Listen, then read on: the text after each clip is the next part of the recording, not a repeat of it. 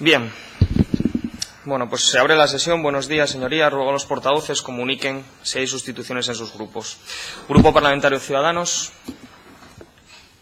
Buenos días, señor presidente. No hay sustituciones. Grupo Parlamentario Foro Asturias.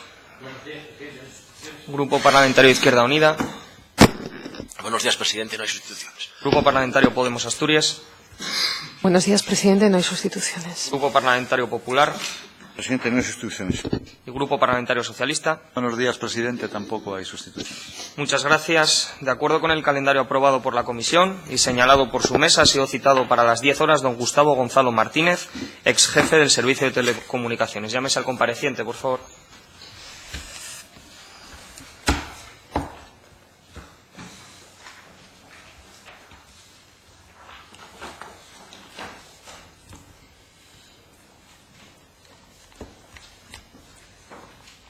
Buenos días.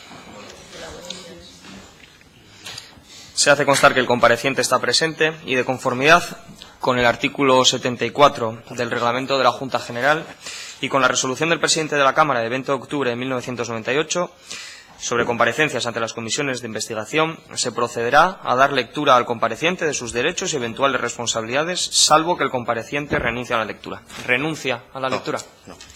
Bien, pues primero, el requerido tendrá derecho a no declarar contra sí mismo, a no confesarse responsable de ilícito penal o administrativo, al secreto profesional y a la cláusula de conciencia en los términos previstos en la legislación vigente.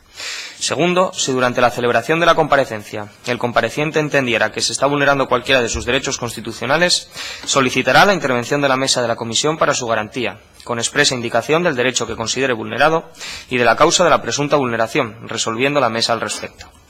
Tercero, el que convocado ante una comisión parlamentaria de investigación faltare a la verdad en su testimonio será castigado con la pena de prisión de 6 meses a 1 año o multa de 6 a 12 meses. Cuarto, las conclusiones aprobadas por el Pleno se publicarán en el Boletín Oficial del Parlamento y serán comunicadas al Consejo de Gobierno sin perjuicio de que, en su caso, la Mesa de la Cámara las traslade al Ministerio Fiscal para el ejercicio de acciones cuando proceda. Quinto, de las incomparecencias o presuntos falsos testimonios que pudieran ponerse de manifiesto en el dictamen de la Comisión de Investigación, la Mesa de la Cámara, a través de su presidencia, dará traslado al Ministerio Fiscal para el ejercicio de acciones cuando proceda. Tal y como se le comunicó en tiempo y forma el compareciente, ha sido requerido para que, en su condición de ex jefe del Servicio de Telecomunicaciones, preste testimonio ante la Comisión de Investigación sobre la gestión y actividad desarrollada por la empresa pública Gestión de Infraestructuras Públicas de Telecomunicaciones, GITPA, acerca del objeto de la misma. Como también se le comunicó en tiempo al compareciente, tiene la posibilidad de efectuar una exposición previa, si así lo desea, por no más de 30 minutos. Posteriormente, los miembros de la comisión podrán formularle preguntas de acuerdo con el orden siguiente. En primer lugar, el Grupo Parlamentario Popular, seguido del Grupo Parlamentario Podemos Asturias, Grupo Parlamentario Ciudadanos, Grupo Parlamentario Foro Asturias, Grupo Parlamentario de Izquierda Unida y Grupo Parlamentario Socialista. Concluida la fase de preguntas, podrá, como compareciente, intervenir para hacer aclaraciones o precisiones, esta vez por no más de 5 minutos. La comparecencia se desarrolla en sesión pública, que se puede seguir en directo a través de la web de la Junta General, se graba y se publicará en el diario de sesiones de la Junta General. Por lo tanto, antes de empezar con el turno de preguntas, ¿desea el compareciente hacer una exposición previa? Sí. Adelante. Bueno, quería comenzar indicando que en esta comisión se plantean distintas cuestiones y se están abordando que entiendo que son de un carácter eminentemente jurídico. Y creo que es desde esa perspectiva desde la cual se deben de afrontar, ¿no? Mi exposición será de carácter técnico. Tengo que indicar que hace más de 5 años me fui del servicio y realmente para esta comparecencia fundamentalmente lo que he revisado ha sido la encomienda de troncales, que he visto que realmente ha sido la estrella de la comisión, y bueno, la documentación que tenía y la que he podido conseguir, ¿no? Quería comenzar hablando un poco de la encomienda de gestión, un instrumento que podemos decir que es de uso común en todas las administraciones públicas. Si bien sobre esta institución mucho se ha escrito en los últimos años sobre su régimen jurídico, variando criterios interpretativos, y no siendo hasta 2013-2015 cuando los distintos órganos fiscalizadores administrativos profundizan en ella, sin que en muchos aspectos exista una unanimidad en el tiempo ni una norma que realmente regule la institución. Considero de gran trascendencia, antes de abordar el tema de la encomienda de troncales, ocuparme brevemente de su régimen jurídico, del régimen jurídico aplicable tanto a la relación JIT-Principado como a la relación JIT con sus adjudicatarios. Pues muchas de las cuestiones que se han planteado, y algunos grupos parlamentarios en concreto, en unos casos no encajan con lo previsto en la encomienda y en otros responden a criterios de órganos fiscalizadores muy posteriores a su elaboración en el ejercicio 2009, lo cual siempre puede dar lugar a lecturas erróneas. Comenzando por el régimen jurídico aplicable a las encomiendas, voy a citar y referirme sobre todo a normativa de los años 2009 y 2010, que considero que son los parámetros para medir la legalidad de esta encomienda, ¿vale? Disponía en su momento el artículo 4 de la Ley de Contratos del Sector Público que estarían excluidos del ámbito de aplicación de la presente ley los negocios jurídicos en cuya virtud se encargue una entidad que, conforme a lo señalado en el artículo 24.6, tenga atribuida la condición de medio propio y servicio técnico del mismo.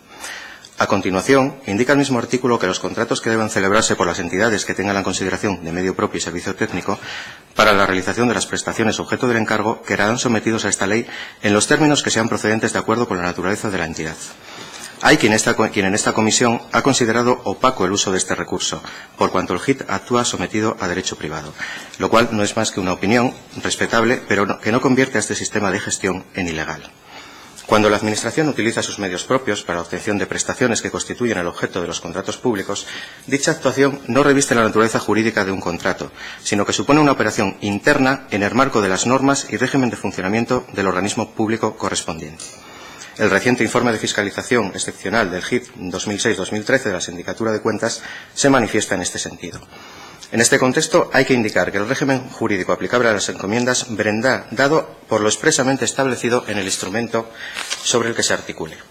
Ahora bien, cuando se produzcan lagunas que no cabe solventar por la vía supletoria, por los principios contractuales, ni en su caso por el de la normativa específica, resulta obligado a acudir a la aplicación analógica de la Ley de Contratos del Sector Público. En virtud de esta técnica de integración, ante un hecho que no aparece regulado en la norma, se aplica la norma que regula casos semejantes, debido a que entre ambos existe una identidad de razón. Así lo ha señalado el Consejo de Estado en su dictamen de 29 de enero de 2009, lo cual nos deja un amplio margen a la interpretación. Esta aplicación analógica en ningún caso, como se ha pretendido en ocasiones con esta encomienda, la aplicación directa de los artículos de la legislación de contratos de las administraciones públicas. Realmente no hay una regulación integral de este instituto jurídico. En este sentido, resultan muy ilustrativas las dos primeras recomendaciones de los últimos informes del Tribunal de Cuentas. La primera, debería de procederse a regular la figura de las encomiendas o encargos a medios propios mediante una norma sustantiva con rango de ley, es decir, no está regulada. Y segundo, debería de procederse al cambio de su denominación legal, nomen juris, para evitar posibles confusiones con las encomiendas reguladas en su artículo 15. Lo dicho hasta ahora nos permite decir que en los aspectos controvertidos en esta comisión, como es el tema de la certificación y facturación, ha de estarse lo expresamente establecido en ella. Igualmente debe tenerse en cuenta que la encomienda data de 2009 y que los informes de los órganos fiscalizadores empiezan a perfilar este instituto, como he dicho ya, en los ejercicios 2013 a 2015. Y encima, en muchos aspectos ni siquiera a día de hoy están claros, ni establecidos en una norma legal. Es evidente que a una encomienda de 2009 no le son de aplicación unos criterios interpretativos acuñados en 2015. JIT como medio propio. Debo indicar que en los años que fui jefe de que fui jefe de servicio de telecomunicaciones, el carácter del JIT como medio propio no fue cuestionado por nadie. No obstante, hay de indicar que, si bien respeto el criterio de la Sindicatura de Cuentas, no lo comparto, pues entiendo que la sociedad realiza toda su actividad para el Principado de Asturias.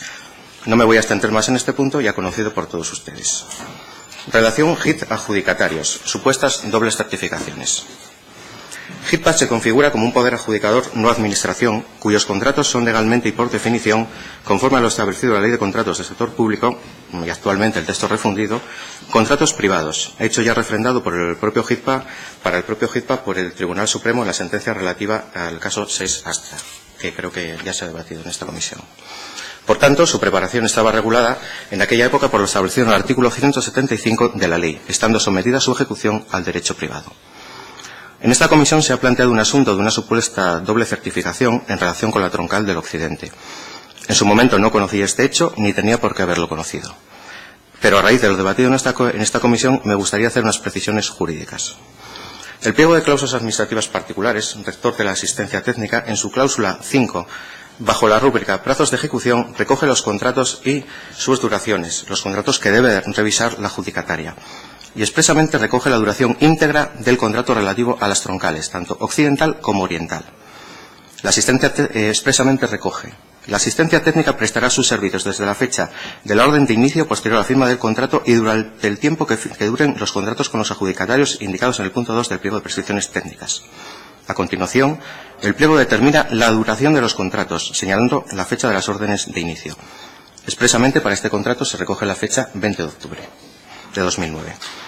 Por tanto, a la asistencia técnica corresponde revisar todas las certificaciones de obra con independencia de la fecha en la que se hayan generado.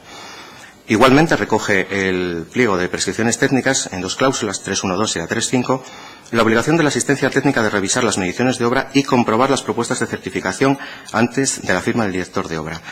En este caso, por la documentación que he podido ver, solo existen unas certificaciones válidas y firmadas. Ese segundo supuesto juego de certificaciones no son más que documentos de trabajo o propuestas que no están firmados y que, por tanto, encajan a mi juicio a la perfección con lo establecido en el pliego. Al no estar firmados por el director de obra, jurídicamente no serían certificación, ¿vale? Creo que realmente sería esclarecedor para este asunto ver las fechas de pago de las facturas. Encomienda de troncales. Con carácter preliminar hay que indicar que la elaboración de la encomienda ha sido tramitada según el procedimiento establecido en el Principado de Asturias. Ha sido intervenida por la Intervención General e informada por la Dirección General de Presupuestos con carácter previo a la autorización del gasto por el Consejo de Gobierno. Indicar que esta encomienda, y no lo voy a reiterar, cumple todos los requisitos establecidos por la Sindicatura de Cuentas. Es un informe de fiscalización excepcional. En concreto, los establecidos en la página 50 se pronuncia sobre ello. Objeto de la encomienda: ocupación de dominio público y titularidad de la red. Constituye el objeto de la encomienda la elaboración tanto de los proyectos de construcción de las troncales y los despliegues de red que sean necesarios para la ejecución de esas troncales y despliegues contenidos en la misma. De forma sintética, la encomienda se refiere a troncal occidental, oriental y central y accesos y despliegues en ella contenidos. Resulta de especial interés la indicación contenida en las instrucciones que indica: la ejecución de la encomienda se llevará a cabo con las prescripciones de la Ley 32/2003 de 3 de noviembre General de Telecomunicaciones. Resulta, por tanto, en la ejecución de la encomienda tener en cuenta lo establecido en la legislación sectorial. En concreto, por lo que a la ocupación de terrenos es necesario acudir al capítulo 2 de la Ley General de Telecomunicaciones. Bueno, este capítulo consta de varios artículos. El 26.1 no se lo voy a leer todo, pero bueno, se refiere a la ocupación de dominio público como carácter general. El artículo 27.1 sí se refiere expresamente a la propiedad privada, que creo que resulta de interés esbozar el contenido para descartar de una vez por todas el uso de la propiedad privada en esta troncal, ¿no? Los operadores tendrán derecho, en los términos establecidos en este capítulo, a la ocupación de la propiedad privada cuando resulte estrictamente necesario para la instalación de una red, en la medida prevista en el proyecto técnico presentado y siempre que no existan otras alternativas económicamente viables, ya sea a través de su expropiación forzosa o mediante la declaración de servidumbre de paso. El primer comentario que voy a hacer a este artículo, creo que todos sabemos que por la expropiación forzosa se paga. Es decir, el propio artículo lo contempla, pero no de manera gratuita. El artículo 28 tiene también gran trascendencia en la medida en que la autorización de dominio público estará sometido a las normas de gestión y a las instrucciones que realmente dé el titular de ese dominio público, y el apartado segunda contempla expresamente la tributación por ocupación de dominio público. Indicar que en el campo de las telecomunicaciones los acuerdos entre operadores, la compartición, la coubicación, incluso hoy en día hay acuerdos de coinversión, son conceptos normales. Incluso en aquella época, en el 2009, se recoge supuestos de compartición obligatoria. La conclusión no la voy a sacar yo, me voy a remitir y voy a citar palabras expresas de la Comisión del Mercado de las Telecomunicaciones, que es una conclusión todavía más restrictiva de lo que dice la propia ley. Ante la necesidad de implantación de una red de telecomunicaciones, la ocupación de dominio público es considerada por la Ley General de Telecomunicaciones como supuesto general, mientras que la posibilidad de ejercicio de ese derecho sobre la propiedad privada se configura como supletorio en la medida que resulte estrictamente necesario para la instalación de la red, y se deba acudir al mismo por no existir otras alternativas económicamente viables. Ante la falta de impedimentos, la ocupación de dominio público tendrá preferencia sobre la propiedad privada. Solo la existencia de límites jurídicos, físicos, tecnológicos o de cualquier otro tipo posibilitará el ejercicio de la facultad expropiatoria o establecimiento de una servidumbre forzosa de paso. La conclusión es clara. Se prioriza la ocupación de dominio público sobre la propiedad privada, realmente residual, y desde luego no es una costumbre practicada por los operadores de telecomunicaciones. Debe destacarse que la Ley General de Telecomunicaciones habla de ocupación, es evidente que para desplegar una red de fibra no es necesario el pleno dominio, ¿vale? En todo caso, señalar que el título para utilizar ese dominio público es la autorización, sin que sea necesario ni la formalización, ni ningún convenio, ni ningún otro instrumento. En cierto modo, sorprende que lo que he conocido en esta comisión se dude de la titularidad de la troncal, cuando, bueno, pues el Servicio de Telecomunicaciones gestiona, por ejemplo, los centros remisores propios del Principado de Asturias, cuya titularidad es esencialmente municipal o en algunos casos de propiedad privada. E incluso la propia red, pues menos lo trazado de la AS1 y la AS2, es por dominio público. Llama la atención. Por otro lado, indicar el artículo 3 recoge de la propia ley el principio de inversión eficiente en materia de infraestructuras. En esta materia, el principio de inversión eficiente supone minimizar los costes en la medida de lo posible al utilizar infraestructuras existentes, con preferencia a la construcción de nuevas infraestructuras. Este principio, por ejemplo, en otros pliegos del Principado de Asturias se ha denominado de inversión mínima. Es exactamente lo mismo. En definitiva, conciliando lo establecido en ambos puntos, al GIT en esta encomienda se le ordena realizar las actuaciones ocupando dominio público y priorizando el uso de infraestructuras existentes sobre la construcción de nuevas infraestructuras. En este contexto normativo, cualquier duda sobre la titularidad de la red me parece totalmente insostenible, y más desde el momento en que el posible beneficiario de la propiedad, además de por escrito, en el documento de cesión de derechos de ocupación de dominio público, comparece en esta comisión y reconoce la propiedad autonómica. A mayor abundamiento, dos datos más.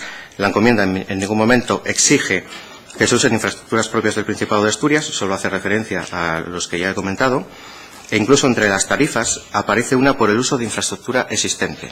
Es decir, se permite utilizar otras infraestructuras no de titularidad autonómica, sin contemplarse ningún presupuesto para su adquisición, ¿vale? Conocimiento y presupuesto de los derechos de paso. En la interpretación de la encomienda resultan muy ilustrativos los trabajos preparatorios de la misma y los presupuestos. Dichos trabajos demuestran que la opción de la troncal de Occidente que se construyera por dominio público de FEBE siempre fue considerada por el Principado de Asturias. Incluso los derechos de paso fueron presupuestados con intervención de todavía personal de que se encuentra en el servicio de telecomunicaciones, al ser el camino más lógico y probable. En efecto, fue presupuestado contando con un periodo de 15 años, a ser este el periodo normal de vida útil de la fibra, y un coste de 2.320.000 euros. Es lógico, dentro del campo de las telecomunicaciones, presupuestar teniendo en cuenta el periodo de amortización o vida útil. Se ha oído en esta comisión que la vida útil de la red es infinita. Bueno, en relación a esta afirmación, realmente veo mi móvil y no le veo que tenga una vida útil infinita, pero, en fin. Baste citar un informe del mismo autor que de los informes del Servicio de Telecomunicaciones, en el que el marco del reciente pliego para la contratación del transporte principal del múltiple autonómico afirma: el precio se determina de manera estrictamente proporcional al coste de adquisición de los equipos, su periodo de amortización, 10 años o 120 meses de amortización o vida útil estimada. Sobre este particular, indicar que el contrato también de Bacón, extensión de banda ancha a las comarcas mineras, también recoge la posibilidad de utilizar derechos de paso. No me voy a extender, creo que ustedes ya han visto que los pliegos son similares. Se regula la obligación del adjudicatario de conseguir los permisos de paso, licencias y demás, a imagen y semejanza del pliego contratado por la sociedad. Competencia para negociar los derechos de paso. La creación del GIT fue autorizada por medio de disposición adicional primera de la Ley 6/2004, que en su apartado tercero dispone: la empresa pública de gestión de infraestructuras de telecomunicaciones del Principado de Asturias tendrá como objeto el establecimiento y la explotación de redes de telecomunicaciones y la prestación de servicios de comunicaciones electrónicas. A este respecto, la empresa explotará al menos las redes públicas de remisores y repetidores y de acceso a banda ancha propiedad del Principado de Asturias. Los estatutos del GIT, aprobados posteriormente por Consejo de Gobierno, concretan las distintas facultades y funciones en las que se materializa esta competencia, y entre ellas aparece negociar con los diferentes agentes del mercado intercambios de derecho de uso, de paso o de redes, establecer los convenios y contratos con terceros. Dicho esto, hay que decir que es la empresa la encargada de la explotación de la red y la encargada de negociar los derechos de paso o de uso. Tarifa por derechos de paso. Se ha planteado también en esta comisión la posibilidad de la existencia de tarifas por derechos de paso. En este caso, solo indicar que suscribo las opiniones ya vertidas en esta comisión por el exdirector general director de Patrimonio del FEBE, el secretario general técnico, el director general de Telecomunicaciones, ex jefe de Servicio de Telecomunicaciones, en el sentido de que no debe existir una tarifa por derechos de paso, con objeto de no predeterminar la competencia y permitir el uso de cualquier camino para la troncal, sin beneficiar a ningún agente económico, lo cual es acorde con los principios de igualdad y no discriminación contenidos ambos en la Ley de Contratos del Sector Público y la Ley General de Telecomunicaciones. Canon por ocupación de dominio público ferroviario. En este punto, bueno, pues me remito a la comparecencia del señor Arrate, quien de manera magistral ha explicado por qué se cobra este canon compensatorio. Aprovecho para recordar que él ha reconocido la propiedad de la red autonómica. Por lo que a la legislación ferroviaria se refiere, quiero recordar únicamente dos artículos que tienen mucha trascendencia en el caso que nos ocupa, que son los artículos 28 y 29 del Reglamento del Sector Ferroviario, que exigen que las obras para efectuar en el dominio público ferroviario sea necesaria la autorización del administrador ferroviario, cuya solicitud deberá ir acompañada de un proyecto de obras. ¿De acuerdo? También quiero hacer una referencia a la nueva ley del sector ferroviario, que simplemente contempla una exención para los administradores ferroviarios. ¿Vale? En esta comisión también se ha comparado los derechos de paso de FEBE con los convenios con Cadasa y con la Universidad de Oviedo. Se ha dicho que los citados convenios son más beneficiosos y que solo comportan una cesión de fibra.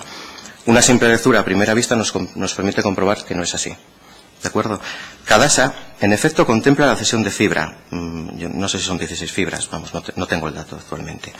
Pero, sin embargo, su cláusula tercera atribuye a HIT la obligación de realizar el mantenimiento preventivo y correctivo de sus elementos de comunicación, lo cual, evidentemente, tiene un coste económico. Pero además recoge la cláusula novena que en el caso de que la Administración del Principado de Asturias prescinda de su red de fibra óptica desplegada sobre los conductos de comunicación referidos en el presente convenio, esta pasará a la titularidad del consorcio, pudiendo explotarla libremente para sus necesidades o interés. El convenio de la Universidad de Oviedo también se ceden 2 fibras, pero además recoge en su cláusula sexta: el mantenimiento de la red, incluido el de las fibras cedidas a la universidad, será realizado en exclusiva por el HIT, en todos aquellos tramos en que las fibras cedidas compartan cable con las propias fibras de la red. Es decir, en ambos casos no solo hay cesión de fibra, hay un evidentemente coste económico para HIT que incluso conlleva obligaciones de personal, atención 24 horas, hay otro tipo de obligaciones. En ambos, esta cesión de fibra va acompañada de la obligación de mantenimiento. Sin embargo, en el caso de FEBE se cede y se paga, pero el mantenimiento lo asume FEBE.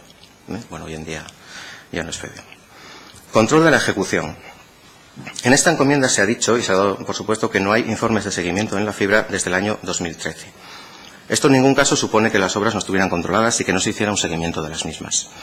El propio señor Daniel Nespral ha reconocido en este foro que en algunos casos las certificaciones eran devueltas, y ello es así. Evidentemente, si tras la revisión de las certificaciones se detectaban incongruencias, estas se devolvían con indicación de los errores que contenían. El tema de control nos lleva también inexorablemente a comentar brevemente los recursos humanos disponibles tanto en la Administración como el HIT. Es obvio que sería recomendable que la Administración y el HIT tuvieran más personal técnico y más en una época de eminentemente construcción de la red. No obstante, y teniendo en cuenta que se trabajaba de manera coordinada con el HIT, les voy a hacer una breve enumeración de los recursos de los cuales disponíamos. El jefe de la sección técnica, es decir, que era una persona de referencia técnica en lo que a fibra se refiere y al que siempre agradeceré el apoyo prestado desde el punto de vista técnico y como memoria del servicio que me prestó en su momento. Una ingeniera de telecomunicaciones que, sin embargo, abandonó la administración para irse a la empresa privada. Y un tercer ingeniero, que era el encargado de la TDT y que aún continúa en el servicio. Por otro lado, la sociedad contaba regularmente con 4 técnicos especialistas en despliegue y operación de redes, con un área de administración con personal titulado en Derecho y conocimientos en materia de Derecho de Telecomunicaciones, y además contaba con asesoramiento legal. Realmente en aquella época el trabajo no era independiente, la administración, el HIT, estaba realmente estructurado y dividido. En la TDT participábamos nosotros más y realmente en la fibra participaba bastante más el HIT, ¿no? Comentaré ahora cómo estaba orientado el cierre de las encomiendas. En este contexto, la Administración encarga al HIT la construcción y también la certificación de obras. La empresa es el servicio técnico de la Administración, como tal se crean los estatutos, y que en aquella época ya era quien mejor conocía la red. El GID no es un tercero desconocido para la Administración. Participa de un cierto carácter interno, al cual en aquellos años incluso se le daban instrucciones y órdenes de servicio, como a cualquier órgano de la Administración. A esta práctica se ha referido el Tribunal Supremo, en la sentencia ya comentada de Astra, diciendo: la orden de servicio es el cauce adecuado para cursar la encomienda, ya que, si según el artículo 21 de la Ley 3092 sirve para dirigir las actividades de sus órganos jerárquicamente dependientes, también vale para instar la actuación de sus medios instrumentales propios. En este sentido, el propio Tribunal de Cuentas nos ha recordado que estamos ante una relación interna, no de mercado. En cualquier caso, quiero indicar que las encomiendas tramitadas en aquella época están orientadas al hecho de que la Administración revise la obra una vez ejecutada, en el momento de cierre, que es en el que se entrega toda la documentación técnica y todos los títulos de derechos de paso que hayan sido obtenidos por la sociedad. Esta previsión era perfectamente compatible con los criterios mantenidos en aquella época. Por ejemplo, la IGAE en 2009 encontraba necesario esta revisión final. Facturación y certificación. La encomienda en cuestión facilita dos formas de pago. Por un lado, la habitual, de pago tras el servicio hecho, pero también prevé la posibilidad de un pago anticipado como financiación necesaria para la ejecución de la encomienda. En efecto, en noviembre de 2009, la sociedad solicitó ese pago anticipado que, tras resolución de 30 de noviembre de la Consejera de Administraciones Públicas y portavoz de Gobierno, fue autorizado. Dicho pago se realizó tras informe del jefe de servicio previamente fiscalizado y fue efectuado materialmente en 2010 en 3 fechas diferentes. ¿Vale? Por lo que la justificación y pago de la encomienda prevé claramente que será con factura emitida por la sociedad y certificación emitida por el director de obra. Hay que indicar que estas certificaciones estarán sujetas a rectificaciones y variaciones que se produzcan en la medición final de la obra y no suponen en forma alguna aprobación o recepción de las obras que comprenden. En palabras del Tribunal Supremo, sentencias de 2005, a la Administración solo le interesa la total y definitiva construcción de la obra, no la actividad mediante el cual el contratista llega a ese resultado. Este sistema de facturación y certificación era el usado normalmente en las encomiendas de la época, siendo igualmente fiscalizados todos los pagos de conformidad por la intervención delegada. Es decir, que aquí se ha dicho que no ha sido fiscalizado, tengo todos los documentos contables aquí, donde se puede apreciar que han sido fiscalizados y tramitados con normalidad. Si alguien nos quiere consultar, no hay ningún problema. Dicho sistema era válido, incluso a día de hoy la Sindicatura de Cuentas, en su informe de fiscalización de las encomiendas del ejercicio 2013, indica que como documentación justificativa podrá servir cualquier documento que tenga valor probatorio y se admita como tal en el tráfico jurídico. Nada impide el uso de certificaciones emitidas por la Administración, pero ni siquiera impone su uso. Lo pueden consultar en la página 28. Incluso la Sindicatura de Cuentas, en su informe del periodo 2006-2013, ha visto este sistema de facturación en diversas encomiendas sin poner reparo al sistema. Se ha dicho que todos los pagos han sido fiscalizados y hemos de decir que esta fiscalización supone de conformidad implica que la documentación exigida por la encomienda y presentada es legal y suficiente para entender realizada la prestación objeto del encargo. De cuanto antecede, desde un punto de vista jurídico, cabe concluir la idoneidad de la documentación que sirve de soporte al pago de las facturas, sin que de su examen se desprenda la necesidad de cualquier otro documento o comprobación. Tampoco es exigible ningún informe adicional del servicio. Resulta curioso que quien ha participado en las tarifas, en las instrucciones, considere ahora 7 años más tarde necesario un informe adicional. Si se han efectuado las instrucciones, ¿por qué en su momento no se incluyó si se consideraba necesario? Bueno, decir que en aquella época el proceso de facturación era normal, es decir, se metían las facturas, certificaciones, se revisaban y bueno, pues se firmaban con la oportuna normalidad. Cierre de la encomienda. La encomienda en cuestión prevé que a la finalización de la misma se deberá elaborar un informe final de cierre. Este cierre no fue posible efectuarlo en mi periodo como jefe de servicio, no obstante sí se había iniciado el proceso de entrega de la red. En concreto, en el acta, lo pueden ver, en el acta del Consejo de Administración de 16 de junio de 2011, consta que entre las actuaciones en curso estaba la entrega de la red, bueno, con algún fleco que quedaba pendiente que también consta. En aquella época se comenzó la presentación de la documentación ASBIL, se presentó también, recuerdo, tengo aquí el acta de entrega también de ACEBA en julio de 2011 y en el momento de irme se procedía a su análisis. En este momento de cierre es cuando, según reiterada jurisprudencia del Tribunal Supremo, es el momento oportuno para recoger rectificaciones y variaciones que se pongan de manifiesto en la medición final de la obra. Realmente estábamos trabajando en un proceso de cierre que podía ser bilateral. No sabíamos exactamente cómo proceder al cierre de las encomiendas, ¿no? Porque había finalizado esta encomienda y también la de ACEBA. podría culminar en un acta de recepción, pero sí quiero hacer un matiz en relación al supuesto defecto de falta de acta de recepción que se ha dicho en esta comisión, ¿no? Se ha dicho que no hay actas de recepción. En este sentido, quiero recordar que la encomienda data de 2009 y se le están aplicando de manera retorcida parámetros muy posteriores. Así leemos en el informe sobre encomiendas de 2013 de la Sindicatura de Cuentas publicado en 2015. Es una incidencia generalizada en los expedientes analizados el hecho de que no conste acta de recepción de las obras o documentos equivalentes en el caso de que el objeto de la encomienda sea la prestación de servicios. Bien, pero es que en el contexto actual se está culpando a una encomienda de 2009 de una supuesta carencia generalizada en 2013 y que se pone de manifiesto en el 2015. Desde el punto de vista jurídico no voy a reservar la opinión. Indicar que con los parámetros de 2009 considero perfectamente válido el informe de cierre que se contiene en la encomienda. Quiero hacer también una referencia a supuestas incidencias de facturación que han ido apareciendo en la comisión, siempre teniendo en cuenta el valor de las certificaciones de obra así emitidas, ¿no? Con carácter preliminar, debe indicarse que la facturación siempre fue de la misma manera. Factura con certificación por referencia a las tarifas suscritas por el director de obra, al igual que en otras encomiendas, vistas por la sindicatura y fiscalizadas de conformidad. Todos los actos que soportan pagos en esta encomienda fueron intervenidos y fiscalizados. Hay que indicar que las tarifas, según lo indicado por el Tribunal de Cuentas, han de cubrir todos los costes del medio propio, bien sean directos o indirectos, pudiendo incluso ser amplias para recoger una cantidad para posibles liquidaciones. Se ha cuestionado la factura 79, acopios. Bueno, se ha cuestionado la certificación de acopios cuando estos no tienen ninguna relevancia en el expediente. En aquella época se admitían, entendiendo que la redacción HIT-Principado no resultaba de aplicación en toda su intensidad lo previsto en la legislación de contratos para los acopios. Es decir, no es más que una diferencia de criterio entre el 2009 y 2016. En efecto, los acopios aparecen en la factura 79, pero lo que no se cuenta es que han sido descontados en fecha 28 de febrero y 15 de abril, no produciéndose el primer ingreso derivado de la encomienda hasta el 22 de abril de 2010. La conclusión es clara. En ningún caso la certificación de acopios influyó para anticipar ningún ingreso. En el momento de producirse el primer ingreso, la obra estaba certificada por tarifas, al producirse un efecto neutro de los acopios, en efecto sumados, pero también restados. En definitiva, los acopios no fueron pagados. En esta comisión también se ha hablado de una ejecución de obra mientras la obra estaba suspendida en la línea ferroviaria. Realmente creo que ya voy a refrendar ya lo indicado, que se trabajó en los accesos. Realmente los desajustes aquí que se pueden producir pueden derivarse de la distinta consideración de los accesos en la encomienda y en la troncal. Y quiero hacer, para finalizar, un par de referencias a las supuestas incidencias de facturación de la troncal occidental. Bueno, yo ya no estaba como jefe de servicio cuando se inicia la revisión o tal, no pudimos hacer el cierre en mi época, pero sí quiero hacer unas referencias.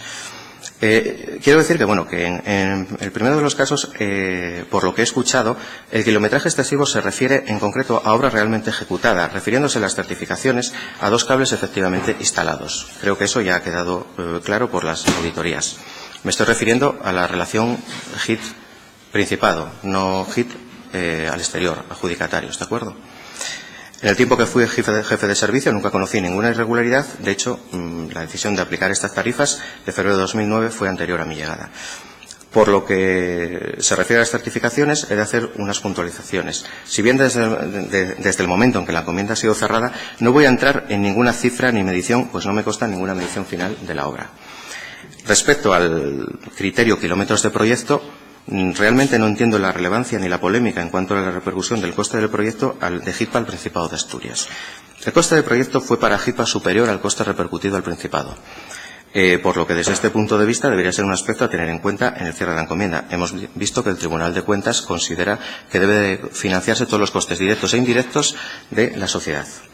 Y respecto a los kilómetros de obra, realmente creo que la diferencia viene únicamente derivada de los 2 cables.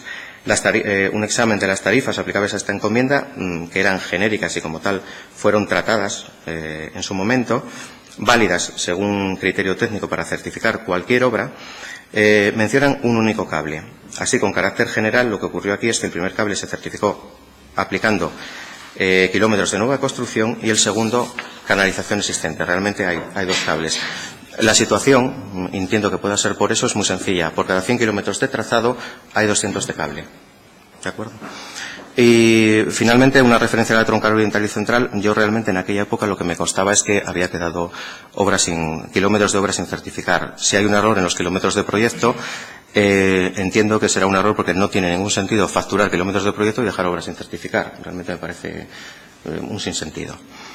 Finalmente, estas cuestiones, según he dicho, se examinan al cierre de la encomienda, momento en el cual no era jefe de servicio. Es decir, que se trata de un cierre que, siguiendo al Tribunal de Cuentas y tratándose de un sector liberalizado, debe de producirse en todo caso, de manera que la Administración se asegure que lo certificado y lo facturado cubre todos los costes directos o indirectos del medio propio. Y, señor presidente, si me permite, aunque ya ha finalizado mi exposición, quería hacer referencia a unas manifestaciones que una diputada de un grupo parlamentario hizo sobre mí en esta comisión y quería solicitar una aclaración. Me refiero a Lorena Gil.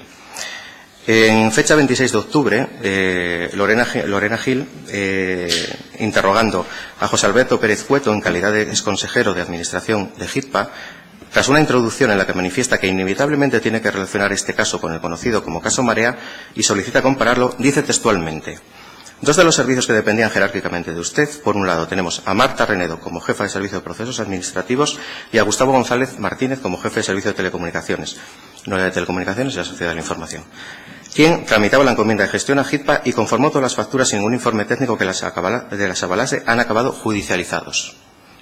Añadiendo que de continuar con esto podríamos encontrarnos ante un caso Marea. Quiero decir claramente que en ningún caso, ni yo ni el Servicio de Telecomunicaciones de Sociedad de la Información hemos estado judicializados. En ningún caso. Y entiendo que esas manifestaciones dañan mi actuar y mi imagen personal. Si es necesario que conste en acta, es el certificado de mi participación como testigo en esta causa. Quiero que conste y creo que usted debe de rectificar, porque en ningún caso he estado judicializado. También le quiero añadir otra cosa. Ha hecho otra nota también de prensa indicando que soy asesor de presidencia. Hace un tiempo, sí, hace un tiempo. Cuando hablaba era un tema de los que habían intervenido, con cita expresa de Ana Rosa Migoya, José Alberto Pérez Cueto y a mí. Si me permite, señor presidente, una cuestión de orden. Finaliza ahora mismo. Sí, quiero decir claramente que nunca he sido asesor de presidencia, ni he trabajado en presidencia, ni en la Consejería de Presidencia en ningún momento. ¿Vale? Puede intervenir si quiere. Gracias. Decía. No, la cuestión de orden, señor presidente, es que en estas comparecencias se trata de aclarar lo que ha ocurrido en torno a HITPA y no pueden cambiarse los papeles. No se trata de que los comparecientes vengan a pedir explicaciones a los miembros de la comisión de lo que sea. Creo que eso no es así. Entonces, por lo menos hacerlo constar en acta y pedirle que este tipo de cosas, me parece muy bien la exposición previa, pero vamos, lo que faltaba ya es que se pidan explicaciones, ¿no?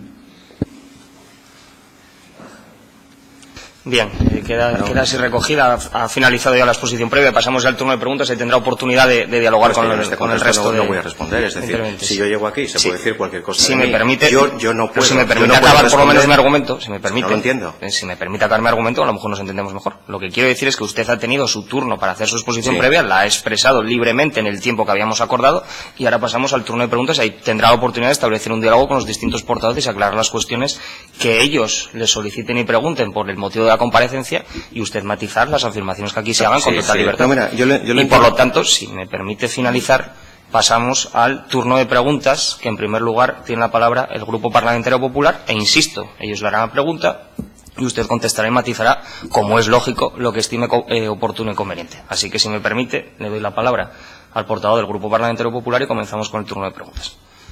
Gracias, señor presidente. Muchas gracias, señor compareciente, por su presencia. Solo una pregunta inicial le quiero hacer. ¿Preparó usted con algún cargo público del Principado esta comparecencia? No.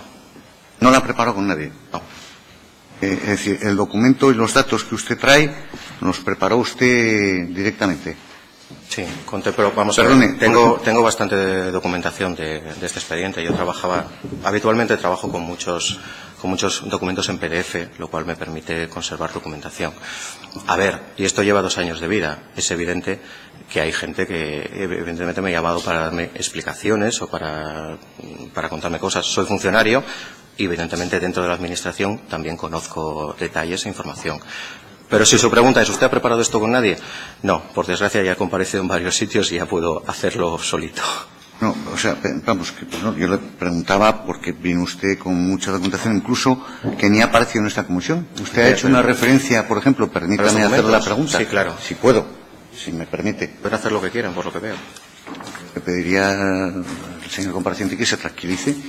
Bueno, yo lo único que creo, quiero es simplemente formular la portavoz, pregunta, si me permite. Si se me permite, simplemente para aclarar el buen tono de la comparecencia y que sea como todas las que ha habido a lo largo de esta comisión con todos los comparecientes, siendo consciente de que alguna pregunta pueda resultarle no de su agrado, al igual que algún portavoz le pueda resultar de no su agrado alguna contestación, creo que vamos a marcar todos una pauta de educación y respeto, tanto de los portavoces al compareciente como del compareciente a los portavoces, para que esto tenga un transcurso lógico y normal. Gracias.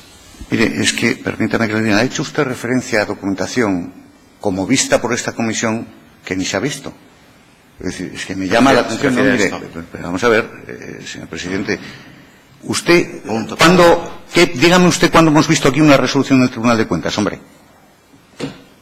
Del Tribunal de Cuentas me ha hablado usted de una resolución que, como ya saben aquí, dice, mire, ni en toda la documentación de la Comisión de Investigación no hay ninguna resolución del Tribunal de Cuentas, ni en esta comisión, en ninguna sesión, se ha hablado de ninguna resolución del Tribunal de Cuentas. Es que yo las leo, si no le importa, ¿eh? Bueno, usted las leerá, pero usted ha dado por hecho que aquí se ha visto en esta comisión y eso no es cierto. Por ejemplo, le acabo de poner solo que se hayan visto pequeño temas. ejemplo. Yo he dicho que se han visto temas. No, perdone. Mire, el diario de sesiones está ahí y lo comprobaremos. Sí. Usted ha hablado de una resolución del Tribunal de Cuentas que dice que conocemos los miembros de esta comisión y que la página no sé qué, el Tribunal de Cuentas dice, aquí no hemos visto nada del Tribunal de Cuentas. Con lo cual, si me permite acabar, es decir, yo le hacía esa pregunta no con ninguna malicia, por saber si usted ha preparado la comisión, porque es el primer compareciente que viene con unos 12 folios y ese nivel de detalle, el cual yo le agradezco profundamente, el nivel de detalle. Es más, le iba a pedir, si usted me lo permite, ha ofrecido en esta comisión, en su exposición, facilitar documentación de intervención, que yo le pediría, señor presidente, agradezco ese ofrecimiento y lo acepto, que hay documentos de intervención que usted tiene de intervención de las facturas o de la obra, me ha parecido entender, del HITPA. Entonces, sí le pediría que las aporte, porque mire, curiosamente, y que me corrijan al resto de los miembros de la comisión, en la documentación enviada a esta comisión no hay ningún documento de intervención. Por lo tanto, le agradecería muchísimo y se lo pido, y le pido si está dispuesto a hacerlo, que facilite y aporte a esta comisión esa documentación de intervención que usted dice que estaban todos los pagos intervenidos. Yo sí le agradecería que la aportase, si usted no tiene inconveniente. Pues eso sí, le voy a facilitar fotocopia, luego no hay problema en hacerlo. Sí. Bien, pues vamos, incluso hay aquí personal que puede sacar las copias ya, señor presidente, para que no haya ningún margen de confusión, como viene con la documentación preparada, pues yo le pediría, señor presidente, que si el compareciente no tiene inconveniente, facilite al ujier que tenemos en la sala esa documentación para que la fotocopie. Si no le importa, lo hacemos al final porque tengo la documentación preparada para mi exposición, ¿vale? Que la tengo ordenada a mi manera. No tengo inconveniente en pedir un receso que la ordene ahora mismo y se fotocopie, señor presidente. Ningún problema.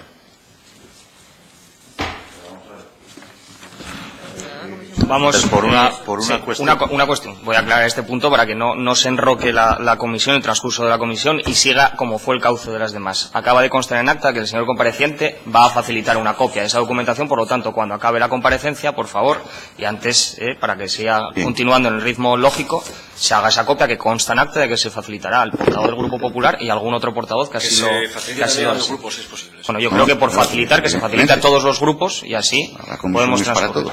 Y ahora ruego que continuemos con Muchas gracias, señor Creo presidente. que quería el compareciente Sí, simplemente quería hacer un matiz, no tengo ningún problema en esta documentación aquí, lo puede usted fotocopiar y lo aporto.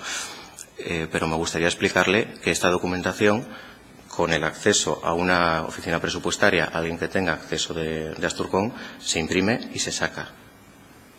Es decir, esto no es nada extraño, ese fue el camino. Oye, dice que esto no está fiscalizado, tacata, aquí. Se pueden hacer 27 copias y usted lo puede solicitar a la Administración y se lo van a facilitar.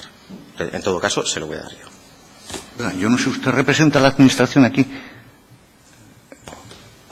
Entonces, porque es que, mire, yo he solicitado cantidad de información a la Administración que no se me ha facilitado. Entonces, oiga, cuidado porque esto está tomando un camino peligroso. ¿Usted representa a la Administración? No.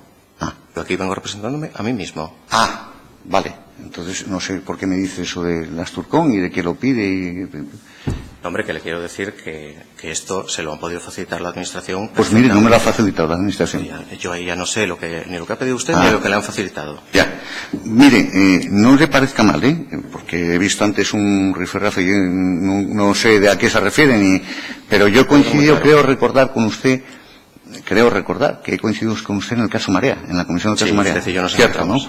Es que, fíjese, yo tengo un recuerdo, no le parezca mal también, ha evolucionado usted mucho, porque yo recuerdo en aquella comisión Marea que puedo buscar el diario de sesiones y que usted de temas técnicos no sabía nada. Cuando creo que usted conformó, corríjame, algún contrato menor y alguna factura en su día en el tema de Marea de la señora Renedo. Creo recordar, es así, ¿no? Se habían sido dos y hay una pericial que no había concluido que era mía. Sí, pero es así. Es que fíjese, yo tengo un recuerdo vago, pero voy a buscar el diario de sesiones porque creo recordar que usted decía que de temas técnicos en aquella comparecencia no tenía ni idea. Creo recordar, con lo cual me contrasta, me alegra que en esta comisión usted tenga bastante más profundo conocimiento técnico que en aquella, ¿no? Mire, yo le voy a hacer una pregunta muy concreta. ¿Usted sabe si en el concurso de la red troncal occidental los participantes que participaron que concurrieron al concurso, a la obra, tuvieron las mismas oportunidades y la misma información? ¿Qué consta? No era jefe de servicio en aquel momento. No era jefe de servicio en aquel momento. Es que, bien, no era jefe, o sea que usted no lo sabe. Yo por lo que he oído aquí tengo la sensación de que sí. Me lo pregunta por unos correos electrónicos y demás. Yo entiendo que sí. Pero yo no era... ¿Unos correos electrónicos? No, una aclaración o algo así, me imagino. No, yo le he preguntado si usted tiene constancia de que los que concurrieron, las ofertas que concurrieron a la red troncal occidental tuvieron las mismas oportunidades, la misma información, si tiene constancia de ello. Yo era jefe de servicio y no tengo ninguna constancia en contrario de que hubiera ocurrido nada extraño. No tiene constancia en contrario. No, ya le digo que no estaba en usted, comunicaciones. por corregir los datos, usted forma parte del Consejo de Administración del GIPA entre el 26 de enero, corríjame si yo tengo los datos mal, de 2010 y el 8 de noviembre de 2011, ¿no? Bueno, el cese no lo recuerdo porque no me lo notificaron, pero sí entré en el Consejo de Administración en esa fecha. ¿Y a usted cuándo le nombraron jefe de servicio por parte del Principado?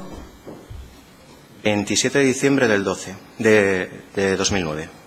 27 de diciembre de 2009. Durante ese tiempo simultaneó el jefe de servicio con su puesto en el Consejo de Administración del GIPA. Sí, ese periodo sí. ¿Pasaban por sus manos todas las facturas del GIP que emitía la Dirección General? Fuesen de lo que fuese, de la red de despliegue FIT, de la encomienda CEBA o de la TDT. Es decir, usted como jefe de servicio conformaba las facturas de aquellas encomiendas. Sí. Si las encomiendas están en vigor, sí. O sea, usted las conformaba. ¿O era habitual que no fuese su firma en ninguna de ellas? No, salvo error, no, las firmaba con normalidad. Las firmaba con normalidad. Siempre dentro del procedimiento establecido en cada encomienda. Bien. ¿Usted revisó las certificaciones de obra una por una? Certificaciones de obra. Las que miramos las certificaciones emitidas por el GIT, ¿de acuerdo? Por referencia a tarifas. Es que no sé si por certificaciones de obra usted se refiere a las del GIT con el tercer adjudicatario o a las de GIT con nosotros. O sea, que había distintas certificaciones. Vamos a ver, el GIT tiene un contrato sujeto a derecho privado que lógicamente emite sus facturas y sus certificaciones que yo no veo, evidentemente. ¿De acuerdo? O sea, que usted las certificaciones de obra no las veía. Dentro del marco del contrato sujeto a derecho privado licitado por el GIT y gestionado por el GIT. O sea, esas certificaciones de obra usted no las veía.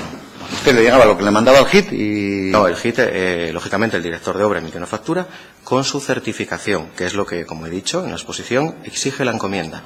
¿De acuerdo? Eso se procedía a un proceso de revisión que variaba en función de la encomienda. ¿De acuerdo? Porque, por ejemplo, había encomiendas de TDT. En las encomiendas de TDT había un ingeniero en cada una de ellas de la administración dentro del equipo de trabajo. ¿De acuerdo? Un ingeniero de la administración. Sí, es que, a ver, sí es verdad que el director de obras era Bañuelos, pero sí es cierto que la TDT, por ejemplo, sí había un ingeniero de administración que de facto era director de obra. Ahí había dos encomiendas, centros propios y centros gestionados por otros operadores. Cada uno tenía un ingeniero tenía una encomienda y otro otra. Luego había otros contratos también de fibra, que había otro ingeniero que los llevaba, y después existían también estas encomiendas de fibra que el director era Rodríguez Bañuelos. Una pregunta, mire, usted conoce, que veo que tiene un conocimiento profundo de la comisión y de tal, una certificación que figura en la documentación, seguro que usted la ha visto, porque veo que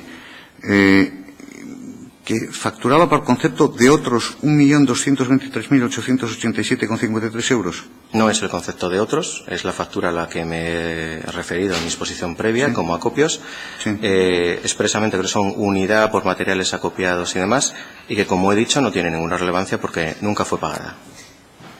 Nunca fue pagada. Efectivamente, lo que no me está contando es que en las dos siguientes esos materiales acopiados se descuentan, queda cero y no se paga hasta el 22 de abril. Pero es normal que se facture en una encomienda por un concepto de otros. A ver, en aquel momento es lo que he explicado, son diferentes criterios. He explicado que la encomienda realmente no hay una norma que la regule y en aquel momento se entendía que no podía haber tarifa por acopios. ¿Por qué? Porque los materiales que se estaban acopiando, que en efecto dentro del contrato de HIP fueron suministros, afectan a distintas tarifas. Entonces, si afectan a distintas tarifas, ¿qué tarifa usted va a poner de acopios? Pues no la hay. Pero insisto, es un tema formal. Esos acopios nunca fueron pagados. Perdón, aquí no hay temas formales. Aquí hay una lista de precios en las encomiendas, unas tarifas aprobadas, que son las que deben de regir el contrato. Eso es correcto, ¿no? Sí. Entonces, oiga, que se facture algo distinto a lo que viene en ese listado de precios o en esas tarifas de la encomienda, es que no hay error que valga. O se aplican los conceptos por los que hay que tarifar y que están aprobados, o no se aplican. Es decir, ¿cómo explíqueme? Yo ya le he explicado mi opinión. Es que pero esto no es una cuestión de opiniones. No. Es que le estoy explicando cómo se hacía en el ejercicio 2009. Usted lo que quiere es que yo le diga cómo se hace hoy. No. En aquel momento los acopios. Y ya en el 2008 se habían certificado acopios. No sé qué más quiere que le diga en relación a este asunto. ¿Usted la relación del HIPA con quién la tenía? Quiero decir, ¿usted conocía al señor Bañuelos? No, con HIPA en aquella época yo tenía relación mayor o menor medida con todos. ¿Quiénes son todos? Todo el personal integrante de HIPA, lógicamente con Rodríguez Bañuelos, con la gerente, en aquel momento gerente de administración, de operación de redes, incluso con el personal auxiliar, que luego fue administrativo, la relación era prácticamente diaria. Uh-huh. ¿Y su interlocutor en la consejería quién era? ¿Don Alberto Pérez Cuto? Bueno, era mi director general, lógicamente. Oiga, ¿usted tramitó un anticipo de crédito de los 9 millones para la sociedad HIPA en el marco de la encomienda Avanza? Es el anticipo que le he dicho. Ahí yo todavía no era jefe de servicio. Uh-huh. No había llegado. De hecho, de facto estaba a medias entre dos servicios. Y realmente sí, lo tramitaron, lógicamente, el personal administrativo. Se autorizó por resolución de la consejera y yo creo que el informe lo firmé yo por orden, porque en aquel momento firmé algún acto sin todavía ser jefe de servicio y sin realmente poder firmar, solo por esa fórmula, por orden. O sea, usted firmó esos 9 millones, bien. Sí. ¿Y cómo se pagaban las facturas al HIPA? Vamos a ver, jurídicamente ese anticipo ya estaba pagado, ¿de acuerdo? Entonces lo que HIPA iba haciendo era un problema de tesorería. Había 3 líneas contables que realmente se tradujeron en pagar esos 9 millones de euros, digamos, en tres plazos, ¿no? HIPA iba en su momento certificando y a medida que HIPA nos comunicaba que tenía realmente que afrontar pagos, bueno, pues se hablaba con la tesorería para que en la medida de lo posible pagara. Se trataba lógicamente de coordinar un poco lo que era el pago de la administración con las obligaciones de pago que tenía la sociedad. En definitiva, la administración es una y realmente la administración tenía que afrontar esos pagos. Era lo que se hacía. Mire, una cuestión. ¿Usted conoce a personal de Agarós? ¿La consejería tenía encargos de Agarós? La consejería yo creo que tuvimos algún contrato con ellos y sí recuerdo a un par de personas, pero que creo que realmente habían venido de Cataluña, no que trabajaran aquí en Asturias. Uh-huh. O sea, la consejería tenía encargos de Agarós. ¿Y hubo algún tipo de incidencia con ellos? ¿Lo recuerda? A día de hoy la verdad es que no. No. Vale, mire, cuando usted llega a la jefatura del servicio, toda la documentación de la empresa HIPA estaba en orden, de la empresa pública HIPA.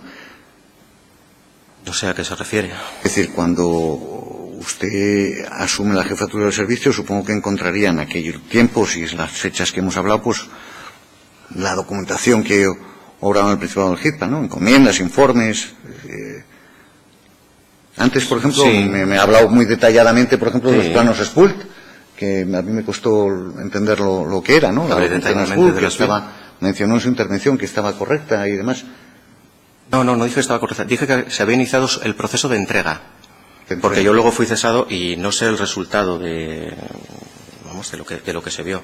No lo sé. Yo recuerdo que en julio de 2011 me fui de vacaciones y estando de vacaciones ya volví cesado, por lo tanto no sé ni intervine, no sé más. Mi pregunta es muy clara, hombre. Si usted, en la experiencia que tiene en la jefatura de servicio, cuando llegó, si tenía toda la documentación de la empresa pública Hitpa, si esta estaba en orden, cuando usted accede a su, Sí, no a su puesto. recuerdo haber tenido problemas para localizar documentación. Y bueno, si tuve algún problema, la verdad que con Hitpa se trabajaba con toda normalidad y si algo me faltaba lo pedía y nunca tuve problemas para acceder a la documentación. Uh-huh. Mire, ¿usted conoció alguna irregularidad en lo referente al Hitpa? ¿O conoció alguna irregularidad en lo referente al Hitpa? En aquella época no. Hombre, a día de hoy lo ¿No se denunció en aquella época a la Fiscalía de Medio Ambiente un vertido de escombros en un camino público en Celorio? Eso recuerdo un correo electrónico, pero creo que fue archivado, no intervine en el tema. No lo recuerda, ¿eh? No, le insisto, creo que algo se me comunicó, pero también se me comunicó el archivo, pero no intervine en el tema. Recuerdo el tiempo, señor.